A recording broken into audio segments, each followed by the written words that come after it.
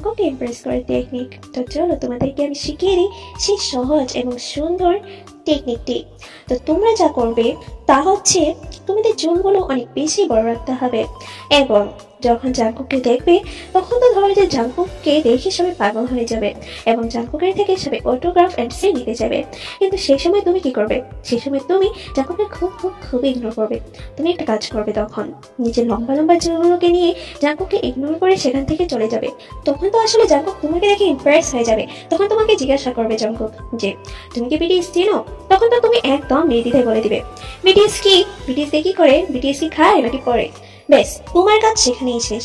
তোমার এরপরে আর কিছু বলতেই হবে না। তারপরে জাঙ্কুককে ইগনোর করে চলে যেতে নেবে। তারপর জাঙ্কুককে তোমাকে নিচে পিছন থেকে ডাক দিবে। তো এই ছিল জাঙ্কুককে পটানোর একটা দারুণ টেকনিক।